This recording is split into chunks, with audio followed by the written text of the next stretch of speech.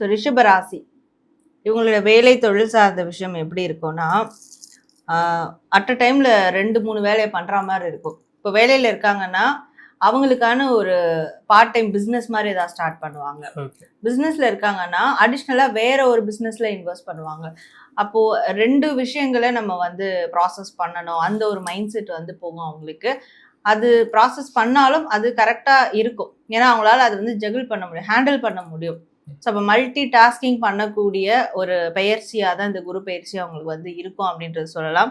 அதே மாதிரி பிஸ்னஸில் தொடர்ந்து நஷ்டமும் வருது, லாபமும் வருது, ஆனால் ஒரு நிலைத்தன்மையே இல்லை அப்படின்னு இருக்கிறவங்களுக்கும் ஓகே அந்த மாதிரியான ஒரு சூழலில் கூட நம்மளுடைய பொசிஷனை எப்படி தக்க வச்சுக்கலாம் அப்படின்ற மாதிரியும் ஒரு ப்ராக்டிக்கலான டெசிஷன்ஸ்லாம் எடுப்பாங்க. அதே மாதிரி கடன் வாங்குறது, கொடுக்கறது, தொழில் சம்மந்தமாக இதெல்லாம் ரொட்டீனாக ரெகுலராக நடக்கும். அதையும் அவங்களால சமாளிக்க முடியும். அப்போது நெகட்டிவ் இருந்தாலும் பாசிட்டிவ் இருந்தாலும் 2த்தையும் சமாளித்து அவங்களால அவங்களுடைய வேலையிலையும் சரி தொழிலையும் சரி கரெக்டாக அவங்களால ட்ராவல் பண்ண முடியும் அப்படின்னு இருக்குது. மேடம் இவங்களுக்கு பணம் வர்றது எப்படி இருக்க போகுது? ஸோ ரிஷபராசி இவங்களுடைய பணம் பொருளாதாரம் சார்ந்த விஷயங்கள் பார்க்கும்போது இவங்க ரொம்ப அகலக்கால் வைக்கக்கூடாது அப்படின்றது சொல்லலாம்.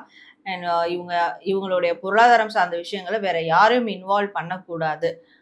தனியாக நின்று தான் எதாக இருந்தாலும் அவங்க வந்து ஃபோக்கஸ் பண்ணணும். கடன் பிரச்சனை இருக்குது, அதற்காக நான் வேற ஒரு சப்போர்ட் தேட போகிறேன் அப்படின்னு சொல்லிட்டு இவங்களுக்கு இருக்கக்கூடிய பிரச்சனையை மற்றவங்க கிட்ட வந்து சொல்லக்கூடாது.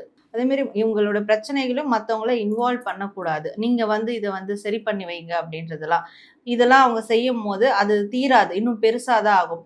அதேமாரி பணம் சார்ந்தெல்லாம் இவங்க ஒரு பவுண்டரி செட் பண்ணிக்கணும் மற்றவங்க கிட்ட. மற்றவங்க கேட்டுகிட்டே இருக்காங்கன்னு கொடுத்துக்கிட்டே இருக்கிறது, கடன் வாங்கி கொடுக்கறது, ஷூரிட்டி பண்ணுறது, இது மாதிரியான விஷயங்கள்லாம் இவங்க செய்யக்கூடாது. ஸோ யாராக இருந்தாலும் உங்களோட லிமிட் இவ்வளோதான் அப்படின்றது அந்த லிமிட்டேஷன் செட் பண்ணால் மட்டும்தான். ஏன்னா இவங்களுக்கு இந்த குரு பயிற்சி ஸ்டார்ட் ஆகிட்டு ஒரு 9 மாதத்திலேயே இவங்களுடைய கடன் பிரச்சனை, பணம் ரீதியான பிரச்சனைகள்லாம் ஒரு முடிவுக்கு வந்து வரும். அப்போ அந்த டைமில் இவங்களே அதெல்லாம் கெடுத்துக்கிற மாதிரியான ஒரு செயல்கள் இந்த மாதிரியான செயல்களில் ஸ்டார்ட் ஆகிடும். ஆனால் அதே மாதிரி இவங்களுடைய ரிலேஷன்ஷிப் எப்படி இருக்க போகுது? ஸோ ரிஷப ராசியினுடைய ரிலேஷன்ஷிப் சார்ந்து பார்க்கும்போது ரிலேஷன்ஷிப்பில் ஒரு பொறுப்பான முடிவுகள் எடுப்பாங்க அப்படின்னு சொல்லலாம்.